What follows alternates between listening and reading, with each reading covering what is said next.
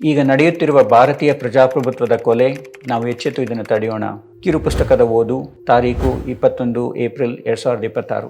ಭಾಗ 5. ಚುನಾವಣಾ ಆಯೋಗವು ಈಗ ಜನತೆಯ ದಾರಿಯನ್ನು ತಪ್ಪಿಸುವ ಮತ್ತು ಏಕಪಕ್ಷೀಯ, ಅನ್ಯಾಯಯುತ ಮತ್ತು ಅಸಂವಿಧಾನಿಕ SIR ವಿಶೇಷ ತೀವ್ರ ಪರಿಷ್ಕರಣೆ ನಡೆಸುತ್ತಿದೆ. ಬನ್ನಿ ನೋಡೋಣ.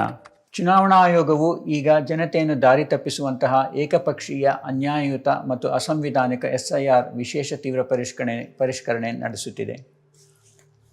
SIR ಅಂದರೆ ಸ್ಪೆಷಲ್ ಇಂಟೆನ್ಸಿವ್ ರಿವಿಷನ್ ಅಂತ ಏನು ಹೇಳ್ತಾರೆ, ವಿಶೇಷ ತೀವ್ರ ಪರಿಷ್ಕರಣೆ ಅಂತ.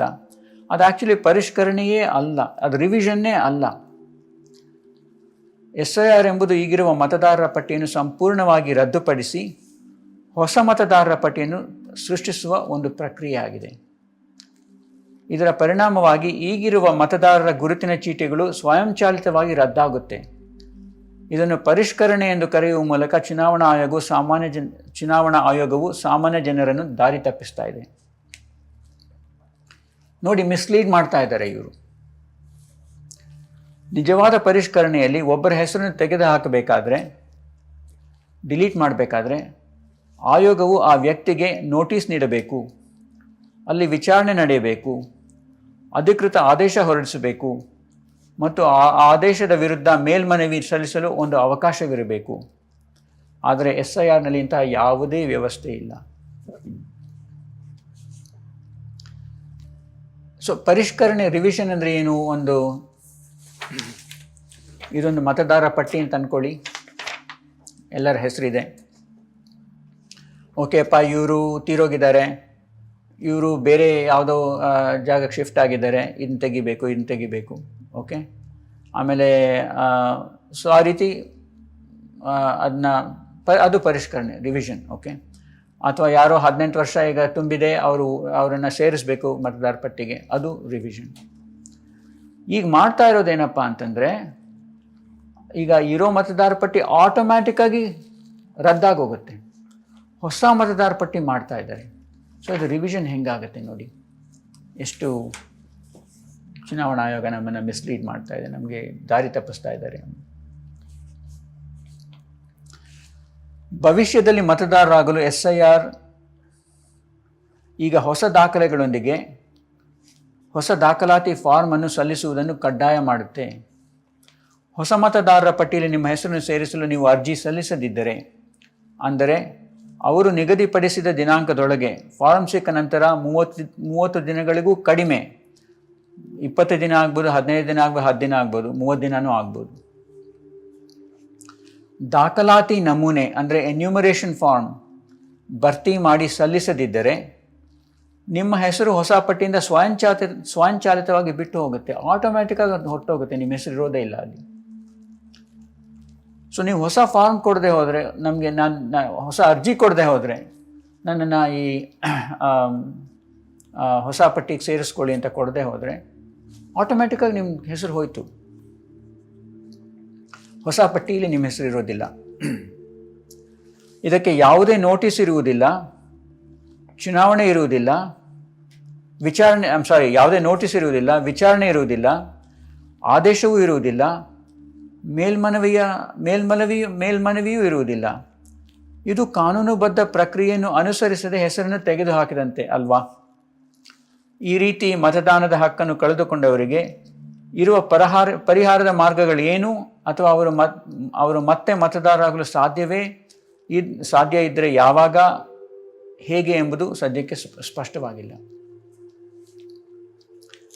ಇದೆಲ್ಲವೂ ಏಕಪಕ್ಷೀಯ, ಅನ್ಯಾಯಯುತ ಮತ್ತು ಮೇಲ್ನೋಟಕ್ಕೆ ಅಸಂವಿಧಾನಿಕ.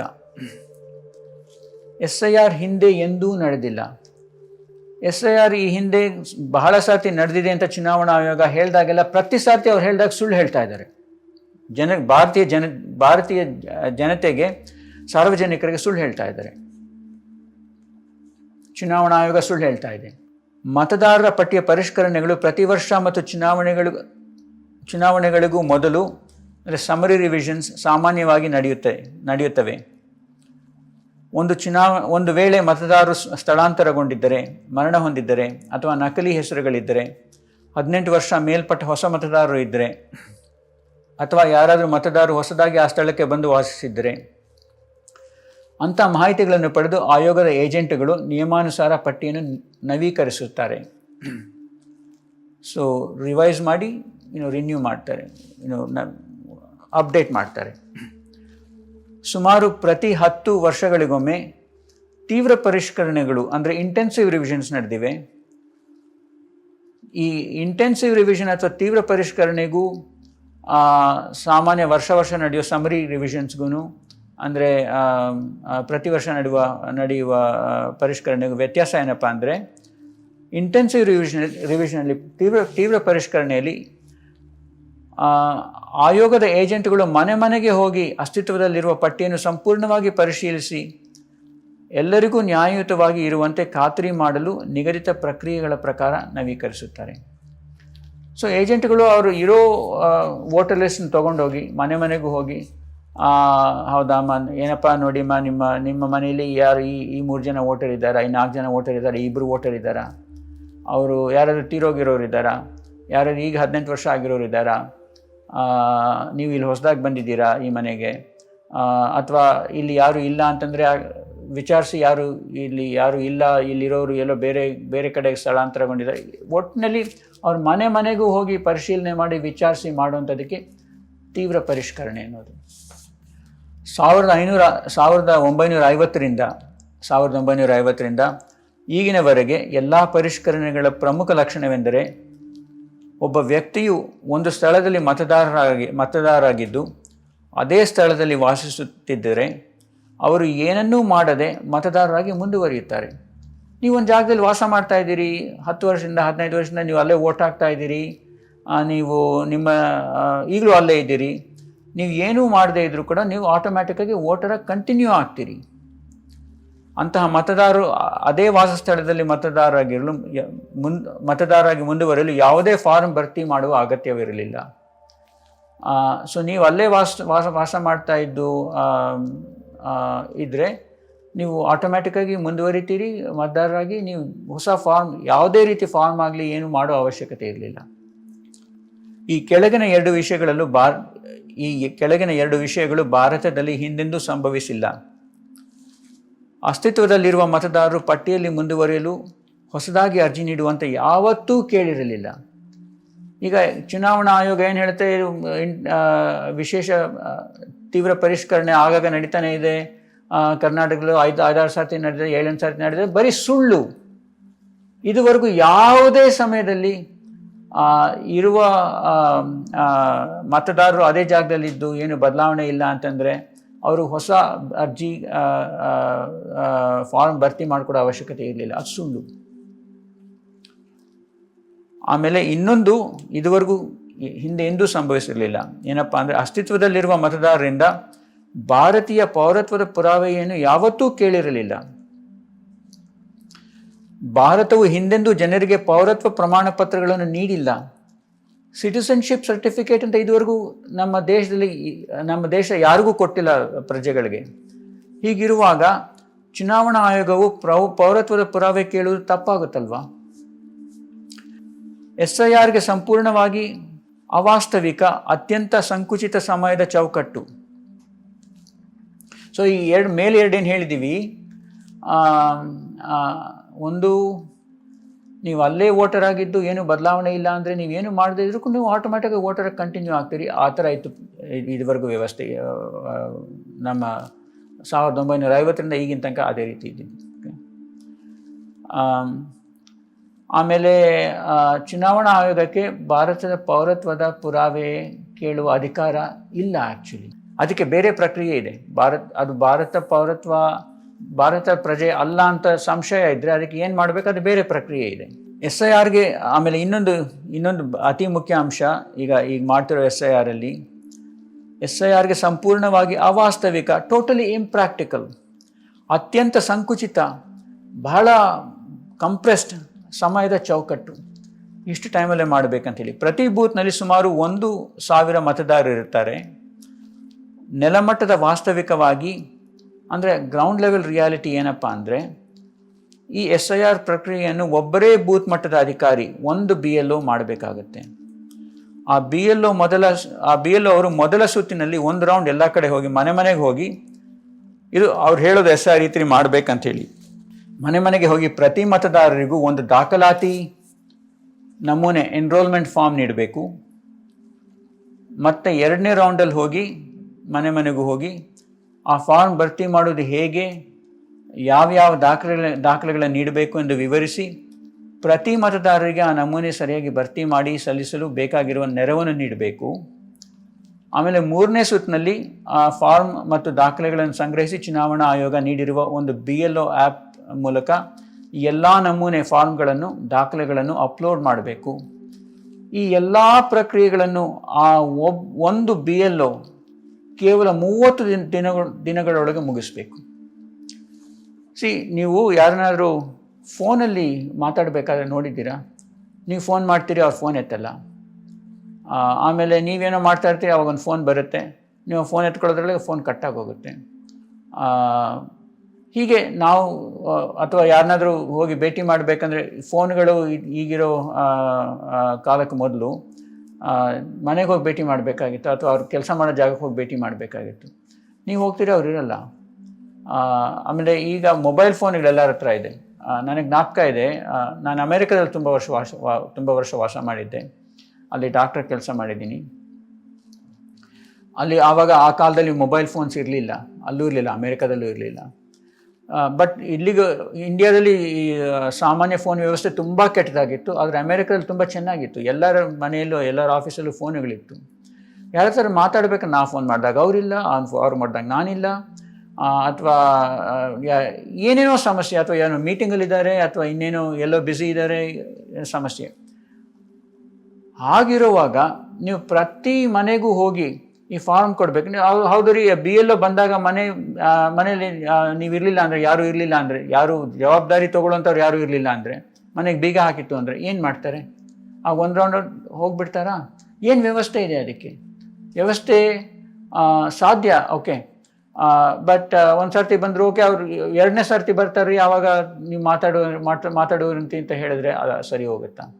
2ನೇ ಸರ್ತಿ ಬರೋಷ್ಟು ಇನ್ನೊಂದು 10 ದಿನ ಬಿಟ್ಕೊಂಡು ಬರ್ಬೋದು, 15 ದಿನ ಬಿಟ್ಕೊಂಡು ಬರ್ಬೋದು. ಆ್ಯಕ್ಚುಲಿ ಈ ಸಮಯದ ಒತ್ತಡ ಹೇಗಿದೆ BLOಗಳ ಮೇಲೆ ಅಂದರೆ, ಅವ್ರು 3 ಸರ್ತಿ ಎಲ್ಲ ಮನೆಗೂ ಹೋಗಿ ಮಾಡೋದಕ್ಕೆ ಸಾಧ್ಯನೇ ಇಲ್ಲ. ಈ ಚುನಾವಣಾ ಆಯುಕ್ತರಿಗೆ, ಉನ್ನತ ಅಧಿಕಾರಿಗಳಿಗೆ ಏನು ಈ ಥರ ರೂಲ್ಸ್ ಮಾಡಿದ್ದಾರೆ, ಅವ್ರನ್ನ ಆ್ಯಕ್ಚುಲಿ ಒಂದು BLO ಥರ ಕೆಲಸ ಮಾಡಿ 1 ತಿಂಗಳು ಪೂರ್ತಿ ಯಾವುದೋ ಒಂದು ಬೂತ್ನಲ್ಲಿ 1000 ಮನೆಗಳಿಗೆ 1000 ವೋಟರ್ಸ್ ಇರೋ ಅವ್ರ ಮನೆಗೂ ಹೋಗಿ ಅವ್ರು ಏನು ಹೇಳಿದ್ದಾರೆ ಮಾಡಬೇಕು ಅಂತ ಮಾಡಿ ತೋರಿಸ್ಲಿ. ಎಲ್ಲಿ ನ್ಯಾಯಯುತವಾಗಿ ಮೋಸ ಇಲ್ಲದೆ ಮಾಡಿ ತೋರಿಸ್ಲಿ. ಒಂದು BLO ಹೇಗೆ ಮಾಡಬೇಕು ಆ ರೀತಿ ಮಾಡಿ ತೋರಿಸ್ಲಿ. ಸುಲಭ ಅಲ್ಲ, ಸಾಧ್ಯನೇ ಇಲ್ಲ ಅಂತ ನಾನು ಹೇಳೋದು ಕಷ್ಟ ಆಗುತ್ತೆ. ಬಟ್ ಸಾಧ್ಯ ಇರುವ ಸಂಭವ ತುಂಬ ಕಡಿಮೆ. 95, 98, 99% ಅವ್ರ ಕೈಲಿ ಆಗಲ್ಲ. BLOಗಳು ಆಮೇಲೆ BLO ಅಂದರೆ ಯಾರು? ಸ್ಥಳೀಯ ಶಾಲಾ ಶಿಕ್ಷಕರು, ಅಥವಾ ಅಂಗನವಾಡಿ ಕಾರ್ಯಕರ್ತೆಯರು, ಅಥವಾ ಚುನಾವಣಾ ಆಯೋಗ ನೇಮಕ ಮಾಡುವ ಬೇರೆ ಯಾರೇ ಇರ್ಬೋದು. ಎಷ್ಟೋ BLOಗಳು ಈ ಕೆಲಸವನ್ನು ಕೊಟ್ಟಿರೋ ಸಮಯದಲ್ಲಿ ಸರಿಯಾಗಿ ಮತ್ತು ನಿಖರವಾಗಿ ಮಾಡಲು ಬಹಳ ಕಷ್ಟ ಅಥವಾ ಅಸಾಧ್ಯ ಎಂದು ಅರಿಯುತ್ತಿದ್ದಾರೆ. ಎಷ್ಟೋ ಜನ ಅಡ್ಡದಾರಿಗಳನ್ನು ಹುಡುಕಿ, ಶಾರ್ಟ್ಕಟ್ಸ್ ಹುಡುಕೊಳ್ತಾ ಇದ್ದಾರೆ. ಎಷ್ಟೋ ಜನ ತಪ್ಪುಗಳನ್ನು ಮಾಡ್ತಾ ಇದ್ದಾರೆ. ಸುಮಾರಷ್ಟು ಜನ ಈ ಕೆಲಸದ ಒತ್ತಡ ತಡೆಯಲಾದ ಆತ್ಮಹತ್ಯೆ ಮಾಡಿಕೊಂಡಿದ್ದಾರೆ. ಸುಮಾರು ಅಂದಾಜು 100 ಜನ BLOಗಳು ಆತ್ಮಹತ್ಯೆ ಮಾಡಿಕೊಂಡಿದ್ದಾರೆ ಈ ಒತ್ತಡ ತಡೆಯಲಾರದೆ. ಇದು ವರದಿಗಳು. ಓಕೆ, ಚುನಾವಣಾ ಆಯೋಗ ಇದು ಅಧಿಕೃತವಾಗಿ ಎಷ್ಟು ಜನ ಆತ್ಮಹತ್ಯೆ ಮಾಡಿಕೊಂಡಿದ್ದಾರೆ ಅಂತ ವರದಿ ಕೊಟ್ಟಿಲ್ಲ. ಅವ್ರು ಈ ವರದಿ ಕೊಡಿ, ಅವ್ರು ಚುನಾವಣಾ ಆಯೋಗ ಎಲ್ಲದಕ್ಕೂ ಪಾರದರ್ಶಕತೆ ಇಲ್ಲದ ರೀತಿಯಲ್ಲಿ ನಡ್ಕೊಂಡಿದ್ದಾರೆ. SIR ಮೂಲಕ ಮತದಾರರ ದಾಖಲಾತಿ ಪ್ರಕ್ರಿಯೆ ಭಾಗವಾಗಿ SIRಗೆ ಮೊದಲು 2025-26 ಮತಪಟ್ಟಿಯಲ್ಲಿ ಮತದಾರರ ಹೆಸರಿದ್ದರೆ, ಸೊ 2025 ಅಥವಾ ಈಗ 26 ಜನವರಿ ಫೆಬ್ರವರಿ ಆ ಪಟ್ಟಿಯಲ್ಲಿ ನಿಮ್ಮ ಹೆಸರಿದ್ದರೆ, ಅವರು ಒಂದು ವೇಳೆ 2002ರ ಮತದಾರರು ಆಗಿದ್ದರೆ 2002ರ ಮತಪಟ್ಟಿಯಲ್ಲಿ ಅವರ ಹೆಸರು ಎಲ್ಲಿತ್ತು ಎಂದು ತೋರಿಸಬೇಕಾಗುತ್ತೆ. ಸ್ವಾಮಿ, 2002ರಲ್ಲಿ 2026ರಲ್ಲಿ 24 ವರ್ಷಗಳ ಹಿಂದೆ ಯಾವುದೋ ಮತದಾರ ಪಟ್ಟಿ, ಆವಾಗ 24 ವರ್ಷಗಳಲ್ಲಿ ಏನೆಲ್ಲ ಬದಲಾವಣೆ ಆಗುತ್ತೆ. ಈಗಿನ ಪಟ್ಟಿ ಸಾಲದ 24 ವರ್ಷದ 24 ವರ್ಷದ ಹಿಂದಿನ ಪಟ್ಟಿ ತೆಗೆದು ನೋಡಬೇಕಾ? ಅದು ಎಲ್ಲಿದೆ ಅಂತ ತೋರಿಸ್ಬೇಕಂತೆ. ಒಂದು ವೇಳೆ 2002ರ ಪಟ್ಟಿಯಲ್ಲಿ ಹೆಸರು ಪತ್ತೆಯಾಗದಿದ್ದರೆ ಅವರು ಭಾರತೀಯ ಪೌರತ್ವ ಸಾಬೀತುಪಡಿಸಬೇಕು. ಓಕೆ, 2002 ಪಟ್ಟಿಯಲ್ಲಿ ನೀವು ವೋಟರ್ ಆಗಿದ್ದರೆ ಅದು ಎಲ್ಲಿದೆ ಅಂತ ತೋರಿಸ್ಬೇಕು. ಅಲ್ಲಿ ಹೇಗಿದೆಯೋ ನಿಮ್ಮ ದಾಖಲೆ ಅದೇ ರೀತಿ ಈಗಲೂ ಇದ್ದರೆ ಆವಾಗ ನಿಮಗೆ ಒಂದು ರೀತಿ ಒಳ್ಳೆಯದು. ಒಂದು ವೇಳೆ ನೀವು ತೋರ್ಸೋಕ್ಕಾಗಲಿಲ್ಲ ಅಂದರೆ ಅಥವಾ ಏನಾದರೂ ಬದಲಾವಣೆಗಳಿದ್ದರೆ ಸಮಸ್ಯೆ. ಓಕೆ, ಒಂದು ವೇಳೆ 2002ರ ಪಟ್ಟಿಯಲ್ಲಿ ನಿಮ್ಮ ಹೆಸರು ಇಲ್ಲದೆ ಹೋದರೆ ನೀವು ಭಾರತೀಯ ಪ್ರಜೆ ಅಂತ ನೀವು ಸಾಬೀತುಪಡಿಸಬೇಕು. ಗಮನಿಸಿ, ಭಾರತವು ಹಿಂದೆಂದೂ ಜನರಿಗೆ ಪೌರತ್ವ ಪ್ರಮಾಣ ಪತ್ರಗಳನ್ನು ನೀಡಿಲ್ಲ. ಆ್ಯಕ್ಚುಲಿ ನನಗೆ ಇದರ ಸಂಬಂಧ ನಾನು ನೋಡಿದೆ. ನನ್ನ ಪಾಸ್ಪೋರ್ಟಲ್ಲಿ this is proof of citizenship ಅಂತ ಬರೆದಿಲ್ಲ. ಯಾವುದೇ ಪಾಸ್ಪೋರ್ಟಲ್ಲಿ ಇದುವರೆಗೂ this is proof of your citizenship ಬರೆದಿಲ್ಲ. ಬೇರೆ ಬೇರೆ ಬರೆದಿದೆ. ಅಂದರೆ ನಾವು ಹೊರ ದೇಶಗಳಿಗೆ ಹೋದರೆ ಈ ಪ್ರಜೆಗೆ ಬೇಕಾಗಿರೋ ಸೌಲಭ್ಯ ಕೊಡಿ ಅಂತ ಹೇಳಿ ನಮ್ಮ ದೇಶದ ಅಧ್ಯಕ್ಷರಿಂದ ಪ್ರೆಸಿಡೆಂಟ್ ಆಫ್ ಇಂಡಿಯಾಯಿಂದ ಒಂದು ಮನವಿ ಬೇರೆ ದೇಶಗಳವ್ರಿಗೆ. ಸೊ ಎನಿವೆ, ಭಾರತದ ಪೌರತ್ವದ ಸರ್ಟಿಫಿಕೇಟ್, ಸಿಟಿಸನ್ಶಿಪ್ ಸರ್ಟಿಫಿಕೇಟ್ ಇದುವರೆಗೂ ನೀಡಿಲ್ಲ. 2002ರ ಮತದಾರ ಪಟ್ಟಿಯಲ್ಲಿ ಒಂದು ವೇಳೆ ನಿಮ್ಮ ಹೆಸರಿಲ್ಲದೆ ಹೋದರೆ ನಿಮ್ಮ ಜನ್ಮ ದಿನಾಂಕಕ್ಕೆ ಅಂದರೆ ನಿಮ್ಮ ಬರ್ತ್ಡೇಗೆ ಆಧಾರದ ಮೇಲೆ ನಿಮ್ಮ ತಂದೆ ತಾಯಿಗಳ ಇಬ್ಬರಲ್ಲಿ ಒಬ್ಬರು ಅಥವಾ ಇಬ್ಬರೂ ಕೂಡ ಭಾರತೀಯ ಪೌರರು ಎಂದು ಸಾಬೀತುಪಡಿಸಬೇಕಾಗಬಹುದು. ಅಂದರೆ ಇಂಥ ತಾರೀಕಿಗೆ ನಿಮ್ಮ 2002ರಲ್ಲಿ ನಿಮ್ಮ ಪಟ್ಟಿಯಲ್ಲಿ ನಿಮ್ಮ ಹೆಸರು ಇರಲಿಲ್ಲ ಅಂತ ಅಂದ್ಕೊಳ್ಳಿ. ನಿಮ್ಮ ಬರ್ತ್ ಡೇಟ್ ಈ ಥರ ಇತ್ತು ಅಂತ ಅಂದ್ಕೊಳ್ಳಿ. ಆವಾಗ ನೀವು ನಿಮ್ಮ ತಂದೆ ತಾಯಿ ಇಬ್ಬರಲ್ಲಿ ಒಬ್ಬರು ನೀವು ಭಾರತದ ಪೌರತ್ವ ಅಂತ ಸಿಟಿಸನ್ ಅಂತ ತೋರಿಸ್ಬೇಕು, ಪೌರರು ಅಂತ ಹೇಳಿ. ಆಮೇಲೆ ನಿಮ್ಮ ತಂದೆ ತಾಯಿಯಲ್ಲಿ ಇಬ್ಬರಲ್ಲಿ ಒಬ್ಬರಾದ್ರೂ ಸಿಟಿಸನ್ ಆಗಿರಬೇಕು ಅಂತ ತೋರಿಸ್ಬೇಕು. ಅಥವಾ ನಿಮ್ಮ ಬರ್ತ್ ಡೇಟು ಇನ್ನೊಂದು ಏನೋ ಒಂದು ಅವಧಿ ಕೊಟ್ಟಿದ್ದಾರೆ, ಅದಕ್ಕೆ ಮೊದಲು ಅಥವಾ ಅದಕ್ಕೆ ಆದಮೇಲೆ ಆ ಅವಧಿಲಾದರೆ ನಿಮ್ಮ ತಂದೆ ತಾಯಿ ಇಬ್ಬರೂ ಕೂಡ ಭಾರತದ ಪೌರರು ಅಂತ ತೋರಿಸ್ಬೇಕು. ಇಬ್ಬರೂ ಕೂಡ ಇಂಡಿಯನ್ ಸಿಟಿಸನ್ಸ್ ಆಗಿದ್ರು ಅಂತ ತೋರಿಸ್ಬೇಕು. ದಾಖಲಾತಿ ಫಾರ್ಮ್ ಅಥವಾ ಅಗತ್ಯ ದಾಖಲೆಗಳನ್ನು ಸಮಯಕ್ಕೆ ಸರಿಯಾಗಿ ಸಲ್ಲಿಸದ ಯಾವುದೇ ಮತದಾರನ ಹೆಸರನ್ನು ಸ್ವಯಂಚಾಲಿತವಾಗಿ ತೆಗೆದುಹಾಕಲಾಗುತ್ತದೆ. ಒಂದು ವೇಳೆ ನೀವು ಇದಷ್ಟನ್ನು ಅವ್ರಿಗೆ ಬೇಕಾಗಿರೋ ದಾಖಲೆಗಳು ಕೊಡದೇ ಹೋದರೆ ಅವರು ಕೊಟ್ಟಿರೋ ಸಮಯದಲ್ಲಿ ಆಟೋಮ್ಯಾಟಿಕ್ಕಾಗಿ ನಿಮ್ಮ ಹೆಸರು ಹೋಗುತ್ತೆ, ಹೊಸ ಪಟ್ಟಿಯಲ್ಲಿ ಬರಲ್ಲ. BLOಗಳು ಆ್ಯಪ್ ಮೂಲಕ ನೋಂದಣಿ ಫಾರ್ಮ್ಗಳನ್ನು ಅಪ್ಲೋಡ್ ಮಾಡಿದ ನಂತರ ಚುನಾವಣಾ ಆಯೋಗ ಮತದಾರರ ಕರಡು ಪಟ್ಟಿ ಡ್ರಾಫ್ಟ್ ಲಿಸ್ಟ್ ಪ್ರಕಟಿಸುತ್ತದೆ. ನಂತರ ಹೆಚ್ಚುವರಿ ದಾಖಲೆಗಳನ್ನು ಸಲ್ಲಿಸಲು ಮತದಾರರಿಗೆ ಚುನಾವಣಾ ಆಯೋಗವು ನೋಟಿಸ್ಗಳನ್ನು ಕಳಿಸುತ್ತದೆ. ಬಳಿಕ ಯಾವ ಹೆಸರುಗಳು ಅಂತಿಮ ಮತದಾರ ಪಟ್ಟಿಯಲ್ಲಿ ಇರಬೇಕು ಎಂಬುದರ ಬಗ್ಗೆ ಚುನಾವಣಾ ಆಯೋಗ ತೀರ್ಮಾನಗೊಳ್ಳುತ್ತದೆ. ಸೊ ಅವರು ನೀವು ಮೊದಲು BLOಗಳು ಏನೆಲ್ಲ ಕೊಡ್ತೀರಿ ದಾಖಲೆಗಳು, ನೀವು ಫಾರ್ಮು ದಾಖಲೆ ಏನು ಕೊಡ್ತೀರೋ ಕೊಡಿ. ಅದಾದಮೇಲೆ ಅವ್ರು ನೋಟಿಸ್ ಕಳಿಸ್ತಾರೆ ಚುನಾವಣಾ ಆಯೋಗದಿಂದ. ಆ ನೋಟಿಸಲ್ಲಿ ಅವ್ರು ಏನು ಕೇಳ್ತಾರೆ ಆ ದಾಖಲೆಗಳು ಮತ್ತೆ ಕೊಡಿ ಅದನ್ನು BLOಗೆ. ಅದನ್ನು BLOಗಳು ಅವ್ರ ಆ್ಯಪ್ ಮೂಲಕ ಅಪ್ಲೋಡ್ ಮಾಡಬೇಕು. ಅದಾದಮೇಲೆ ಫೈನಲ್ ಲಿಸ್ಟ್ ಪಬ್ಲಿಷ್ ಆಗುತ್ತೆ. ಬಟ್ ಸೊ ಕಣ್ಣಿಗೆ ಕಾಣುವಂತೆ SIR ಪ್ರಕ್ರಿಯೆಯು ಅತ್ಯಂತ ಜಟಿಲವಾಗಿದೆ. It's very complicated. ಮತ್ತು ಇದನ್ನು ಅತ್ಯಂತ ಸಂಕುಚಿತ ಅವಧಿಯಲ್ಲಿ, ಬಹಳ ಕಂಪ್ರೆಸ್ಡ್ ಟೈಮ್ ಫ್ರೇಮಲ್ಲಿ ECI ಕಡೆಯಿಂದ ಸರಿಯಾದ ವ್ಯವಸ್ಥೆಗಳು ಇಲ್ಲದೆ ಮಾಡಲಾಗ್ತಾ ಇದೆ. ಇದು ದೊಡ್ಡ ಸಂಖ್ಯೆಯಲ್ಲಿ ಮತದಾರರ ಹೆಸರುಗಳನ್ನು ಪಟ್ಟಿಯಿಂದ ಡಿಲೀಷನ್ಗೆ ಕಾರಣವಾಗುತ್ತಿದೆ. ಇದು ಜನರ ಮತದಾನದ ಹಕ್ಕನ್ನು ಕಸಿದುಕೊಳ್ಳುವುದಲ್ಲದೆ ಅವರ ಪೌರತ್ವದ ಹಕ್ಕುಗಳಿಗೂ ಧಕ್ಕೆ ತರುವ ಸಾಧ್ಯತೆ ಇದೆ. ಆ್ಯಕ್ಚುಲಿ ಈಗ ಎಲೆಕ್ಷನ್ ಕಮಿಷನ್ ಏನು ಹೇಳುತ್ತೆ, ಇದು ಬರೀ ಮತದಾರರಿಗೆ ಸಂಬಂಧಪಟ್ಟಿರೋದ್ರೆ ಇದಕ್ಕೆ ಪೌರತ್ವಕ್ಕೂ ಇದಕ್ಕೂ ನಾವೇನು ಕೇಳ್ತಾ ಇಲ್ಲ ಅಂತ ಹೇಳ್ತಾರೆ, ಅದಕ್ಕೆ ಸಂಬಂಧ ಇಲ್ಲ ಅಂಥೇಳಿ. ಈಗ ಬಿಹಾರದಲ್ಲಿ ಯಾರನ್ನ ಮತದಾರ ಪಟ್ಟಿನ ತೆಗೆದುಹಾಕಿದ್ದಾರೆ, ಪಶ್ಚಿಮ ಬಂಗಾಳದಲ್ಲಿ ಯಾರನ್ನ ಮತದಾರ ಪಟ್ಟಿನ ತೆಗೆದುಹಾಕಿದ್ದಾರೆ. ಎರಡೂ ಕಡೆ ಅಧಿಕೃತವಾಗಿ ಅಲ್ಲಿ BJP ಸರ್ಕಾರಗಳಿದೆ. ಈಗ ಎರಡೂ ಕಡೆ ಅಧಿಕೃತವಾಗಿ ರಾಜಕಾರಣಿಗಳು, ಮಿನಿಸ್ಟರ್ಗಳು ಇಂಥವರೇ ಹೇಳಿಕೆ ಕೊಟ್ಟಿದ್ದಾರೆ. ಯಾರೂ ಮತದಾರ ಪಟ್ಟಿಯಲ್ಲಿಲ್ಲ ಅವ್ರಿಗೆ ಈ ಸರ್ಕಾರಿ ಸೌಲಭ್ಯಗಳು ಯಾವುದು ಸಿಕ್ಕೋದಿಲ್ಲ ಅಂಥೇಳಿ, ಉದಾಹರಣೆಗೆ ಏನು ಇದು ರೇಷನ್ ಇರ್ಬೋದು, ಬೇರೆ ಬೇರೆ ಸರ್ಕಾರಿ ಸೌಲಭ್ಯಗಳು ಏನಿದೆ ಅದಕ್ಕೂ ಅವರು ಅರ್ಹರಲ್ಲ ಅಂತ ಹೇಳ್ತಾ ಇದ್ದಾರೆ. ಸೊ ಅವ್ರ ದೃಷ್ಟಿಯಲ್ಲಿ ನೀವು ಇಂಥ ಮತದಾರರ ಪಟ್ಟಿನ ತೆಗೆದಾಕಿದ್ರೆ ಅಂಥವ್ರು ಆ ವ್ಯಕ್ತಿನ ಇಲ್ಲ ಅನ್ನೋ ರೀತಿ ಅವ್ರು ನಡ್ಕೋತಾ ಇದ್ದಾರೆ. ಅವ್ರೇನು ಹೇಳ್ತಾರೆ ಅಂತಂದರೆ, ನಿಮಗೆ ಮತದಾರ ಪಟ್ಟಿ ಅಲ್ಲದೆ ನಿಮಗೆ ರೇಷನ್ ಕೊಟ್ಟರೆ ನಮಗೆ ಸರ್ಕಾರಿ ದುಡ್ಡು ವೇಸ್ಟ್ ಆಗುತ್ತೆ ಅಂತ ಹೇಳಿ. ಸೊ ಈಗಾಗಲೇ ನಡೀತಾ ಇದೆ. ಮುಂದೆ ಏನು ಮಾಡ್ತಾರೋ ಭಗವಂತ ಬಲ್ಲ. ಇನ್ನು ನಿಮ್ಮ ವೋಟರ್ ಲಿಸ್ಟಲ್ಲಿ ಇಲ್ಲ, ಹಾಗಾದರೆ ನೀವು ಇಂಡಿಯನ್ ಅಲ್ಲ, ನಿಮಗೆ ಯಾವ ಥರ ಕಿರುಕುಳ ಕೊಡ್ತಾರೋ ಗೊತ್ತಿಲ್ಲ.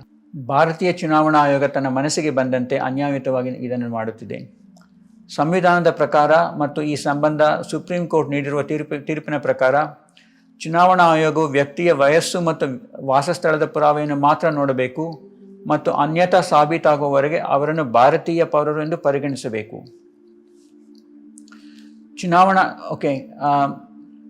ಚುನಾವಣಾ ಆಯೋಗ ECI ತನಗೆ ತಾನೇ ಮತದಾರರಿಂದ ಭಾರತೀಯ ಪೌರತ್ವದ ಪುರಾವೆಯನ್ನು ಕೇಳುವ ಹಕ್ಕು ಹೊಂದಿಲ್ಲ. ಒಬ್ಬ ವ್ಯಕ್ತಿಯ ಪೌರತ್ವವನ್ನು ನಿರ್ಧರಿಸುವ ಹಕ್ಕು ಕೂಡ ಚುನಾವಣಾ ಆಯೋಗಕ್ಕೆ ಇಲ್ಲ. ಪೌರತ್ವದ ಬಗ್ಗೆ ಸಂಶಯವಿದ್ದರೆ ಆಯೋಗವು ಈ ಪ್ರಕರಣವನ್ನು ಗೃಹ ಸಚಿವಾಲಯಕ್ಕೆ ವಹಿಸಬೇಕು. ಗೃಹ ಸಚಿವಾಲಯ ಎಲ್ಲ ಕಾನೂನಾತ್ಮಕ ಪ್ರಕ್ರಿಯೆಗಳ ಅನುಸಾರ ತನಿಖೆ ನಡೆಸಬೇಕು.